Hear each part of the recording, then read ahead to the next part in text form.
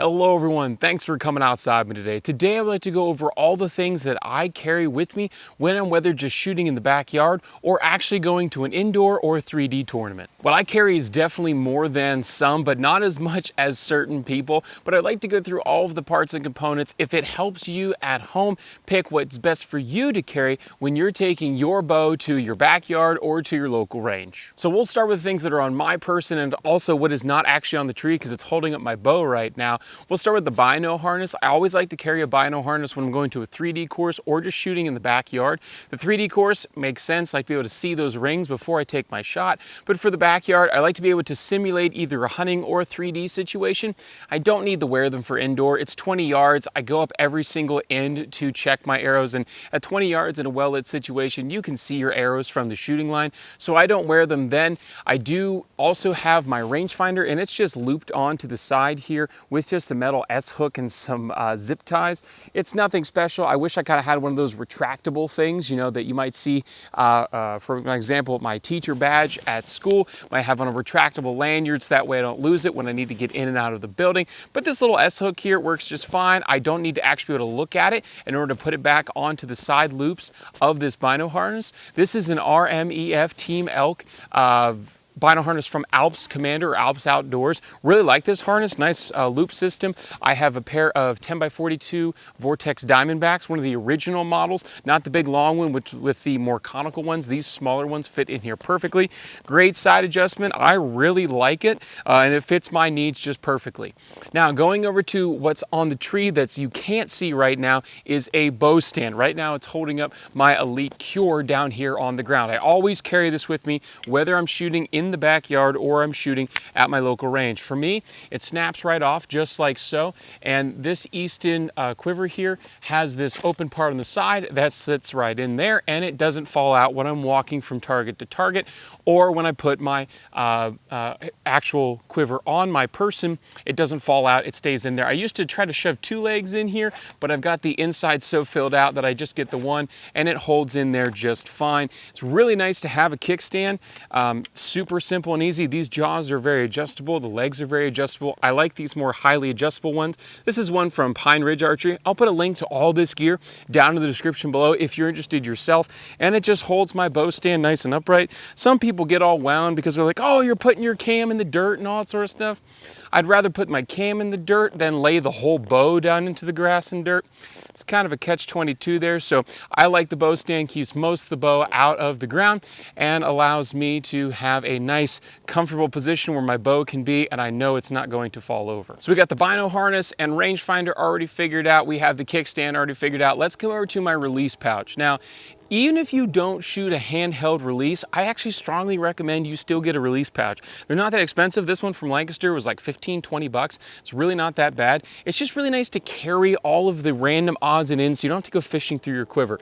So it has loops on the side for pens and Sharpies. I always carry at least 2 writing utensils with me when I go to my local range. On the inside, of course, if you're going to shoot a handheld style release like a hinge or a thumb button, it'll hold that for you. In here, I just have my wrist strap. This is a Scott Jaws. It's what I'm currently shooting, and it's just nice because when I go down to my basement to get my bow and my quiver, I just pick up the whole quiver system, pick up the bow, and just walk outside and shoot. I don't have to find my release. I don't have to find my target pins. I don't have to find any of that stuff. It's all right here in one system on one belt. I can just strap it to my waist and begin shooting.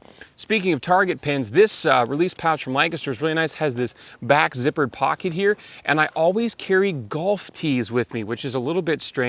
I like to carry at least 4, if not 5 or 6, and I use these as target pins. I love shooting indoor archery.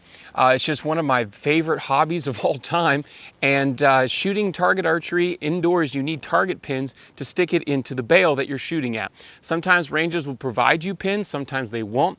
I don't feel the need to buy expensive ones. Golf tees work great for putting paper targets onto your target, your blocks target, your foam target, your bag target at home, as well as at your local range. Love carrying golf tees with me, and if I carry a whole bunch, sometimes I can share with other people if necessary.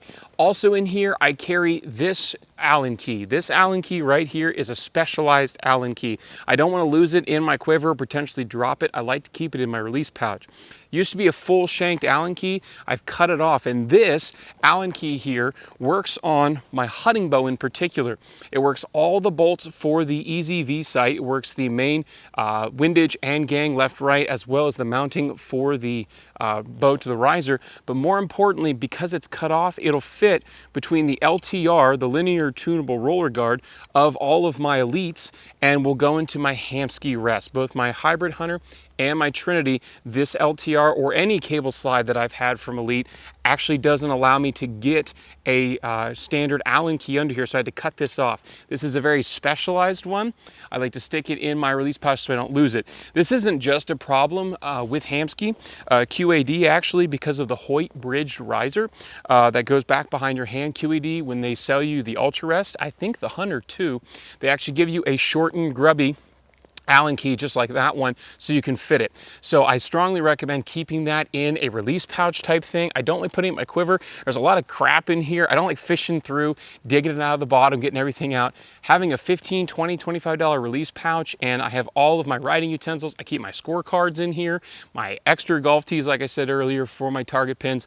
It's just a really nice thing. And also when I have my release and stuff in here, I can simply cinch this tight and nothing's going to fall out, which is even a bigger bonus. And then when I get to the range, I can loosen it up and I can fit my whole hand in there. This pocket system from Easton is actually Velcro. It's on a Velcro plate. I can tear it off and put on the Velcro plate that's on the back here and make this left or right-handed. So that's really nice. I always carry, no matter where I'm going, at least half a dozen fletched arrows. Whether I'm going to a local tournament, whether I'm just shooting in the backyard, always carry a half a dozen fletched arrows. This is my hunting arrow. It's a Victory VFTKO 300 spine. These are 3-inch Bohning X vanes. This is my hunting setup, and I'm practicing for 3D right now. And even though I'm spending the most of my time shooting in the backyard, I always carry half a dozen arrows because I want to be used to that weight. When I actually am done with the hunting season and I get into indoor season, or if I'm in the spring getting ready for 3D season, I want to be used to that weight and that amount of arrows in my quiver. It's just something that I like to do. I don't like to have just 2 or 3 arrows stuck in my pocket. It's not an indicator of how I'm actually going to shoot at a tournament or sticking them in a tube in the ground. I want to actually wear them like I would wear them at the tournament shoot, so that way I get used to that feel of having that quiver and all that weight around my waist, so that way when I go to shoot in a tournament, it's not foreign. I'm used to it and I feel much more comfortable when I'm actually shooting. When it comes to me actually putting stuff inside this main pouch of the quiver here, you'll notice that it's zipper and it's not conducive for you to reach down in here without knocking everything out. This is what I was talking about earlier, keeping the scorecard, the pens, those tiny Allen keys, all that sort of stuff in this pocket here, because I don't want them to be in here and I have to dig around, stuff falling out, all that sort of stuff. In here, I like to carry my Arrow Lube, and all this is some old Dawn dish soap and some cut up pieces of sponge and an old pill bottle, which is nice and waterproof. Well, that's great. I just dropped this lid clean down over the hill here. I have to go fish him out in a minute. Either way, this is just a cut up old kitchen sponge. I poured a whole bunch of that Dawn dish soap in here, and all I have to do, if I'm in a situation where my arrows are sticking into 3D targets really hard, or the target butts at my local range are getting real stiff and it's real hard to pull my arrows out, I'll simply just take my arrow, dunk it into the sponge here a little bit, and I'll get a little bit of that soap residue on the first like 2.5 inches of the shaft, and that will allow it to then be released a little bit easier because it's lubricated. You can buy something like Woody's or Scorpion Venom or AAE or Bohning. They all make really good arrow lubes, but basically all they are is some type of silicone or some type of soap additive where it's really slippery, it's really slick, and it actually will kind of bind to the carbon a little bit, and it'll last for multiple shots, at least 3 or 4 ins if you're shooting in like an indoor setting. So that's all I need, is just a cut up sponge and some dish soap, but you can definitely go the manufactured route if you want to. Also, when I'm just traveling to and from the range, I will take my rangefinder and just store it in here. Obviously, I'm at the range, if you will. I will take it out and clip it to my bino harness, but I will put it in here for storage during transport.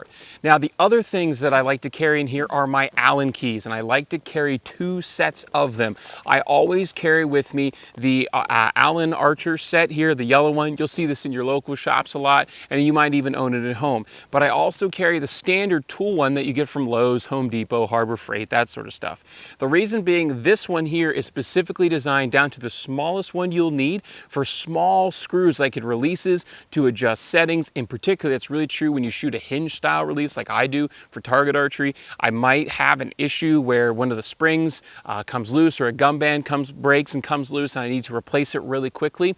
This allows me the opportunity to move those tiny screws out of the way and actually get access into my release to fix something if I have an equipment malfunction.